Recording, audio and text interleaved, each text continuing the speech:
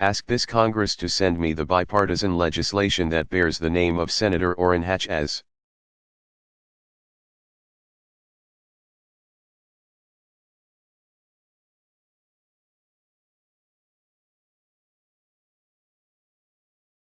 Well, as an American who has never stopped asking what he can do for his country, Senator Edward Kennedy.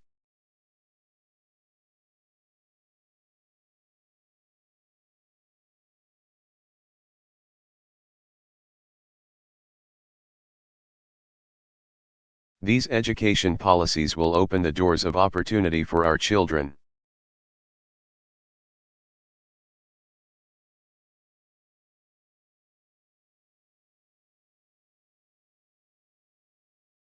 But it is up to us to ensure they walk through them.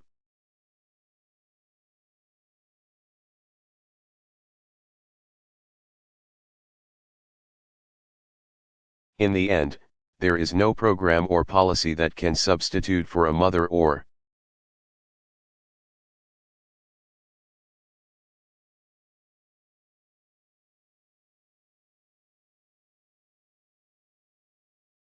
father who will attend those parent/teacher conferences, or help with homework after dinner.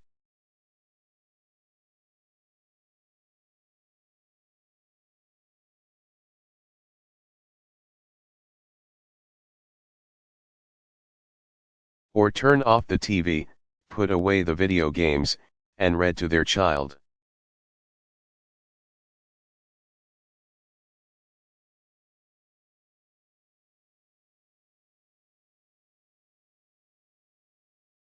I speak to you not just as a president,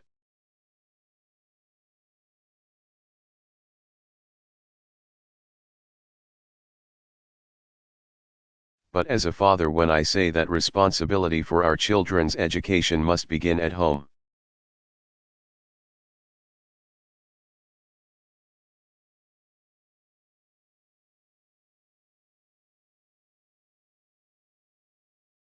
There is, of course, another responsibility we have to our children.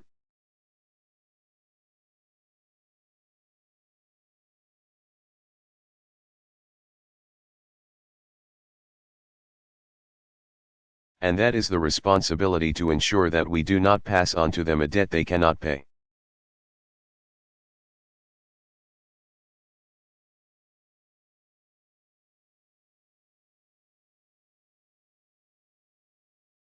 With the deficit we inherited, the cost of the crisis we face, and the long-term challenges we must meet.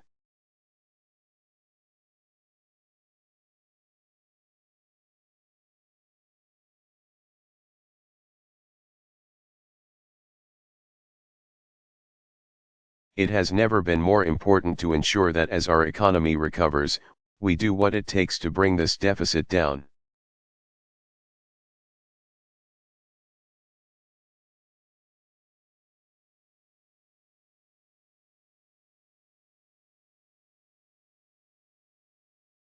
I'm proud that we passed the recovery plan free of earmarks.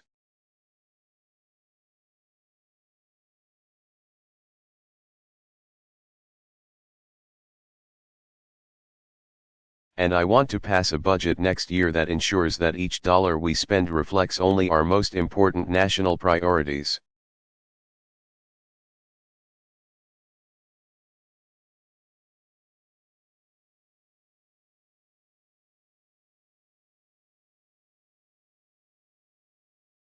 Yesterday, I held a fiscal summit where I pledged to cut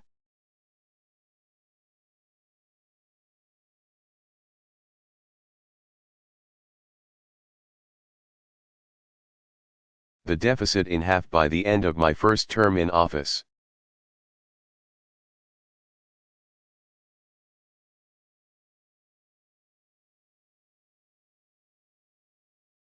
My administration has also begun to go line by line through the federal budget in order to eliminate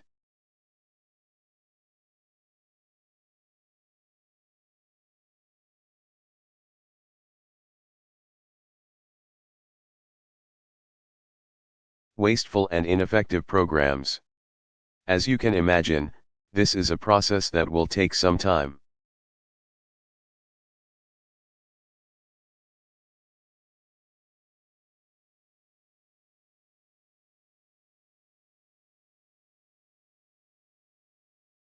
but we're starting with the biggest lines.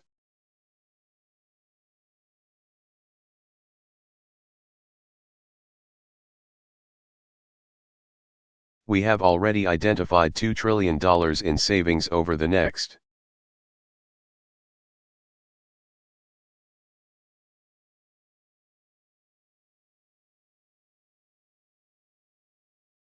decade.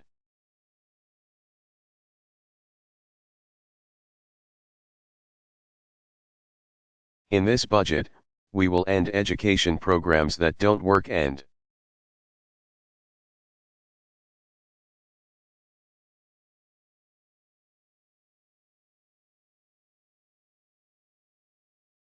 direct payments to large agribusinesses that don't need them.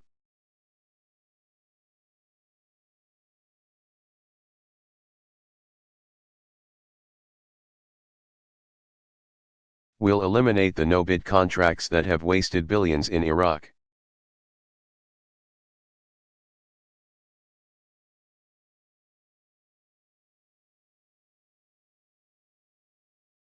And reform our defense budget so that we're not paying for Cold War-era weapons systems we don't use.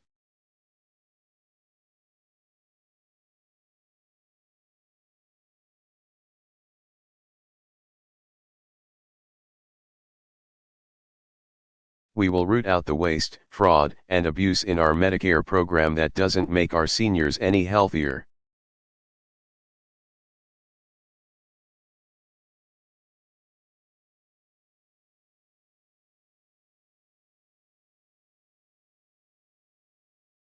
And we will restore a sense of fairness and balance to our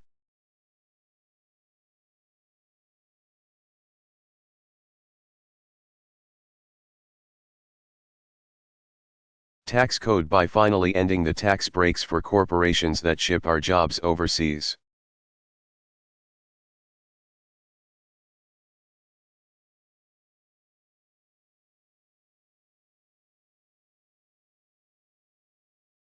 In order to save our children from a future of debt.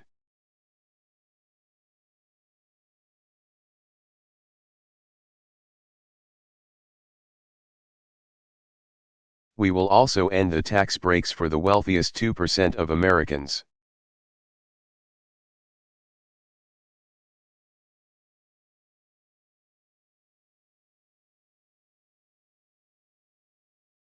But let me perfectly clear, because I know you'll hear the same old claims that rolling back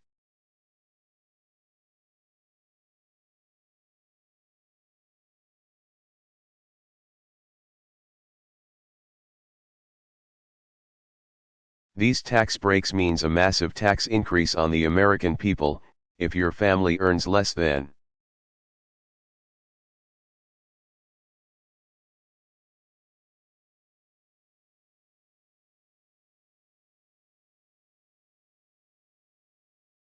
$250,000 a year, you will not see your taxes increased a single dime.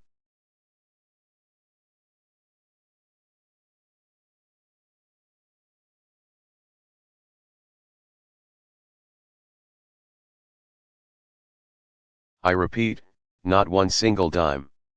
In fact, the recovery plan provides a tax cut, that's right.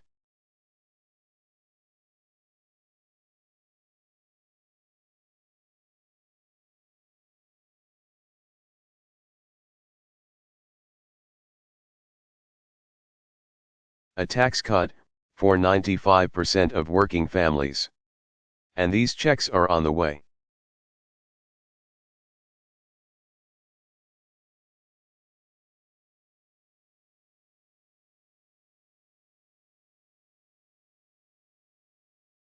To preserve our long-term fiscal health, we must also address the growing costs in Medicare and Social Security.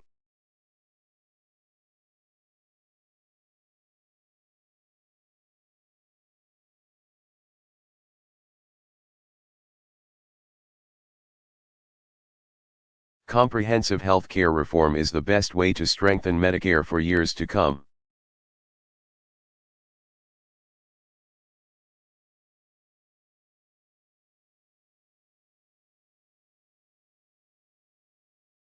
And we must also begin a conversation on how to do the same for Social Security.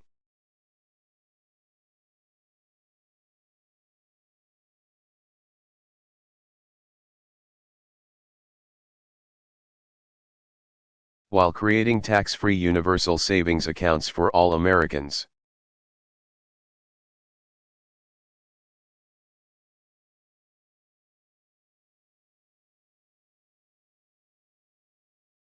Finally, because we're also suffering from a deficit of trust.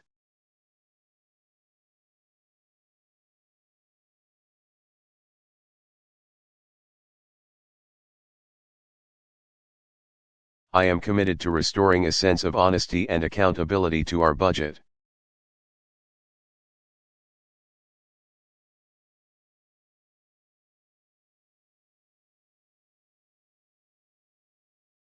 That is why this budget looks ahead 10 years and accounts for spending that was left out under the old rules, and for the first time.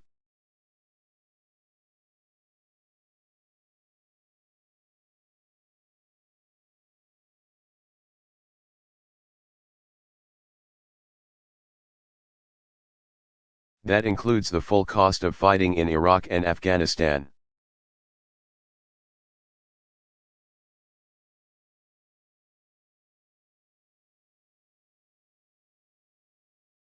For 7 years, we have been a nation at war. No longer will we hide its price.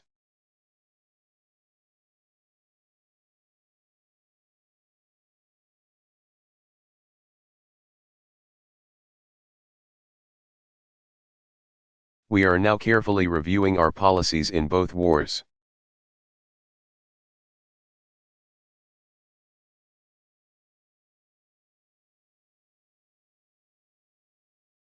And I will soon announce a way forward in Iraq that leaves Iraq to its people and responsibly ends this war.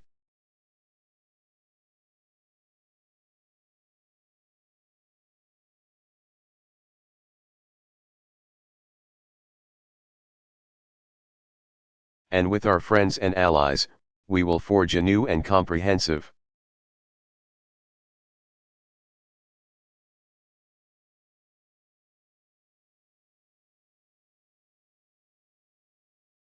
strategy for Afghanistan and Pakistan to defeat Al-Qaeda and combat extremism.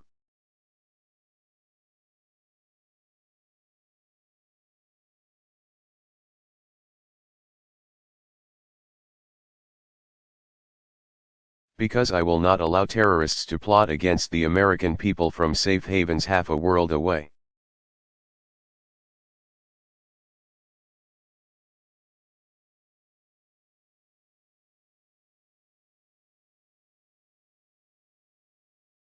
As we meet here tonight, our men and women in uniform stand watch abroad and more are readying to deploy.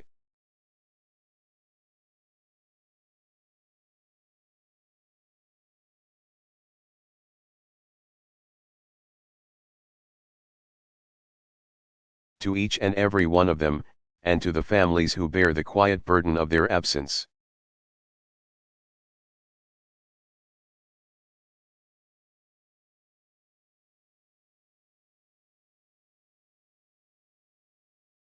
Americans are united in sending one message: we honor your service.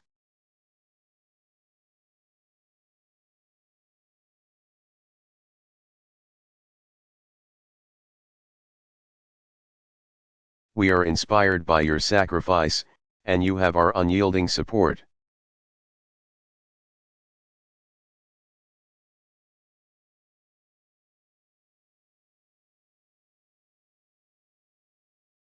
To relieve the strain on our forces, my budget increases the number of our soldiers and Marines.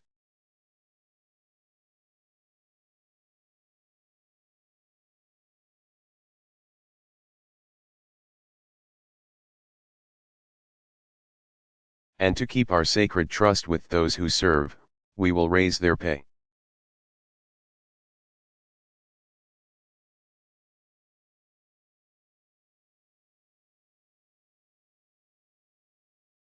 And give our veterans the expanded health care and benefits that they have earned.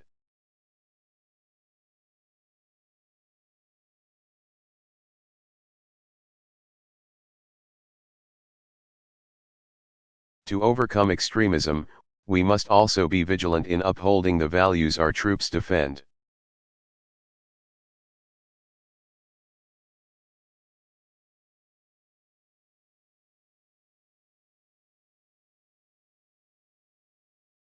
Because there is no force in the world more powerful than the example of America.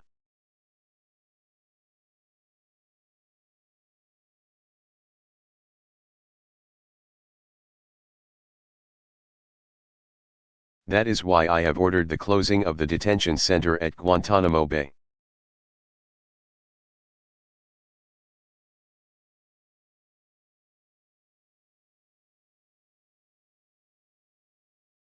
And will seek swift and certain justice for captured terrorists, because living our values doesn't make us weaker.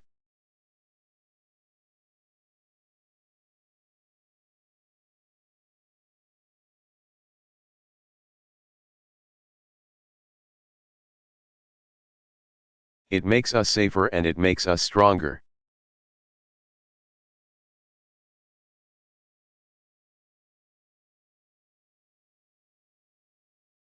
And that is why I can stand here tonight and say without exception,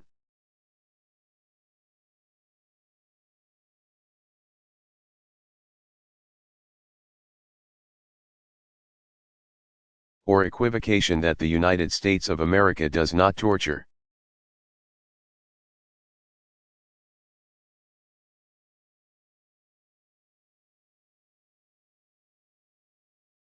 In words and deeds, we are showing the world that a new era of engagement has begun.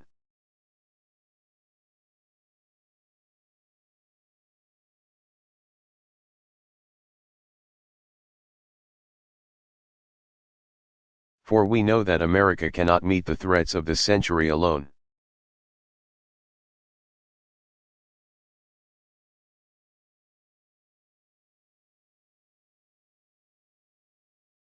But the world cannot meet them without America.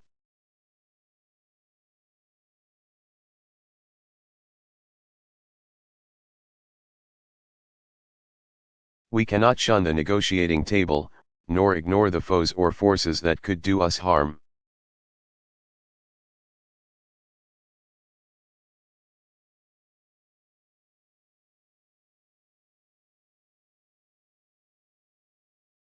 We are instead called to move forward with the sense of confidence and candor that serious times demand.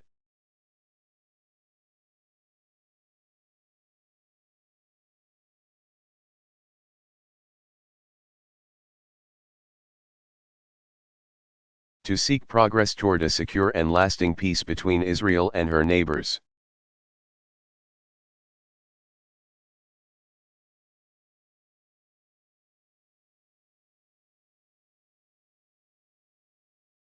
We have appointed an envoy to sustain our effort.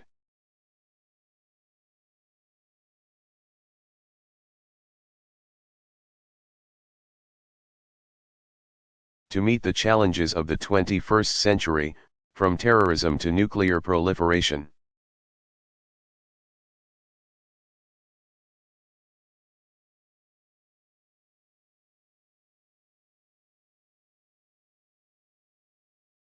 From pandemic disease to cyber threats to crushing poverty, we will strengthen old alliances.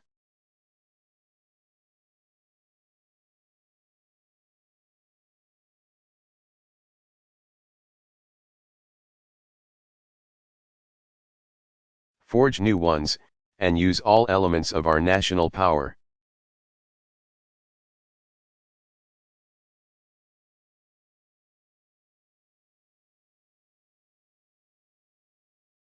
And to respond to an economic crisis that is global in scope.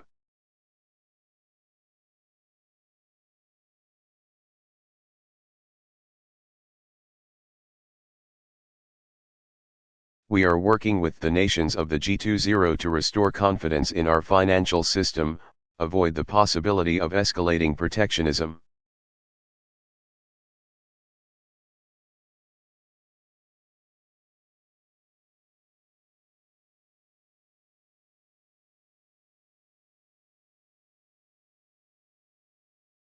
And spur demand for American goods in markets across the globe.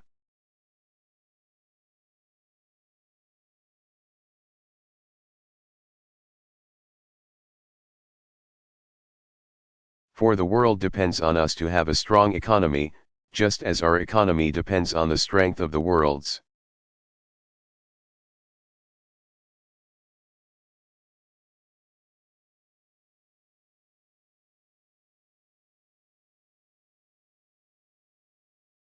As we stand at this crossroads of history, the eyes of all people in all nations are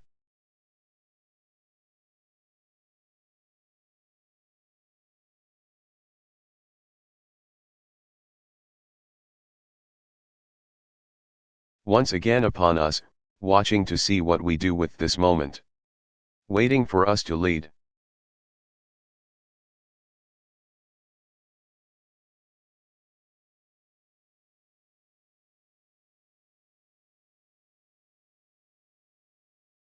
Those of us gathered here tonight have been called to govern in extraordinary times.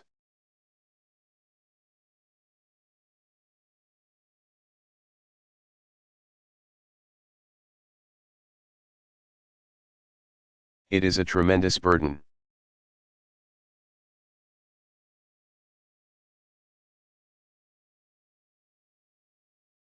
But also a great privilege, one that has been entrusted to few generations of Americans.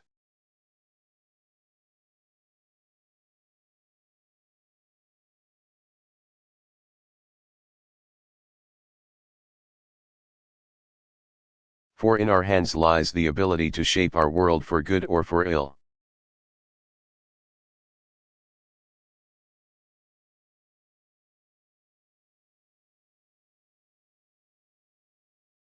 I know that it is easy to lose sight of this truth, to become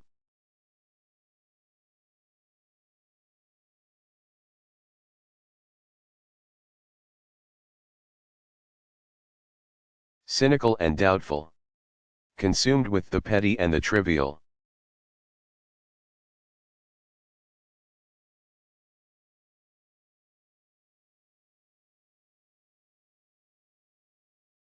But in my life, I have also learned that hope is found in unlikely places. That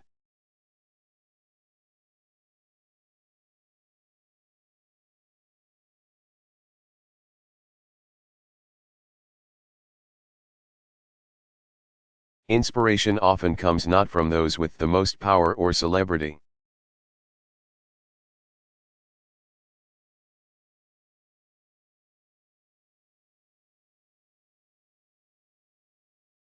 But from the dreams and aspirations of Americans who are anything but ordinary.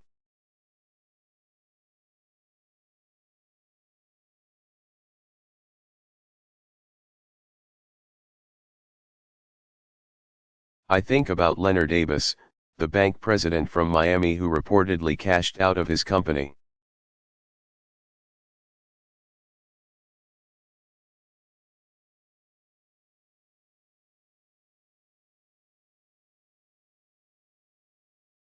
Took a $60 million bonus, and gave it out to all 399 people who worked for him, plus another 72 who used to work for him.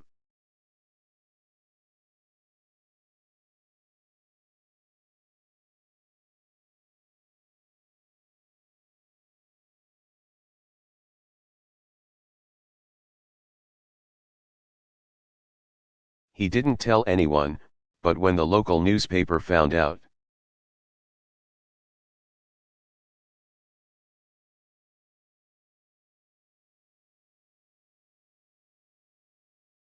he simply said, "I knew some of these people since I was 7 years old."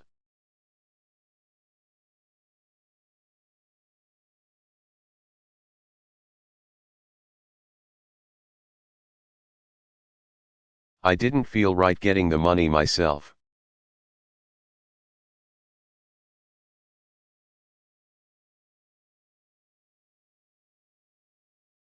I think about Greensburg, Kansas, a town that was completely destroyed by a tornado.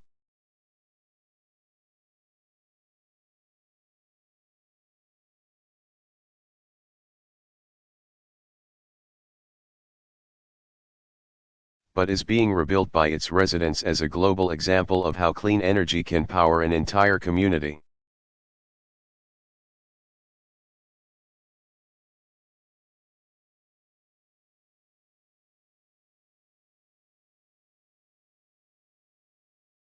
How it can bring jobs and businesses to a place where piles of bricks and rubble once lay.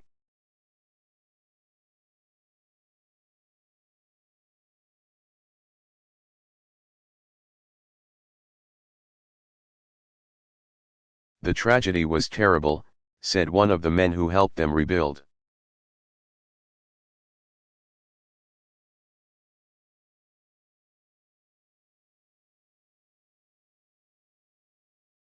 But the folks here know that it also provided an incredible opportunity.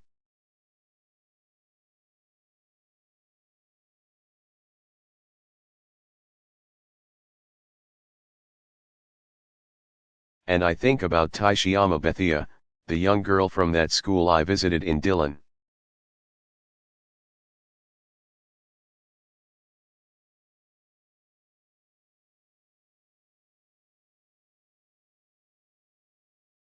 South Carolina, a place where the ceilings leak, the paint peels off the walls.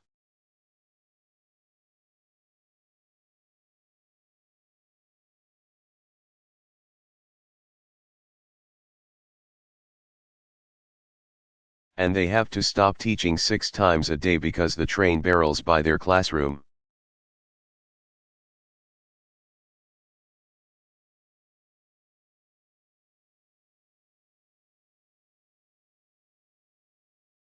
She has been told that her school is hopeless.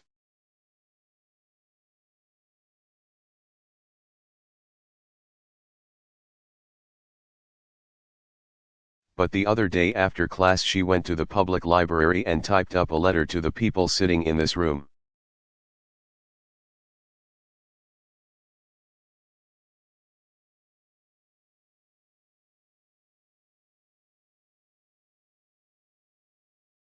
She even asked her principal for the money to buy a stamp.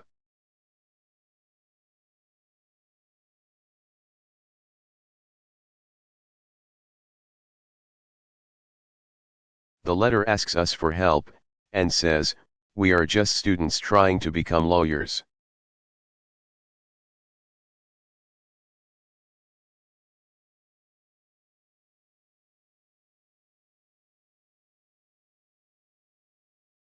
Doctors, congressmen like yourself and one day president.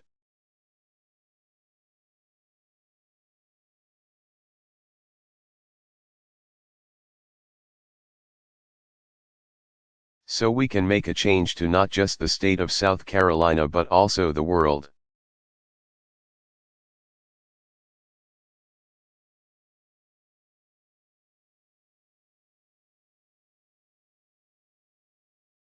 We are not quitters.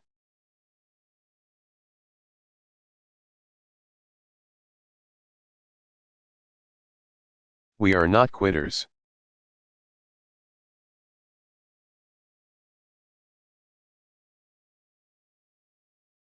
These words and these stories tell us something about the spirit of the people who sent us here.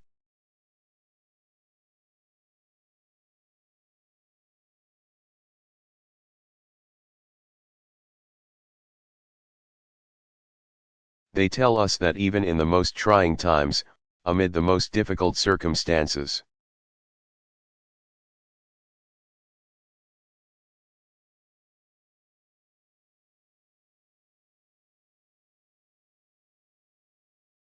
there is a generosity, a resilience, a decency.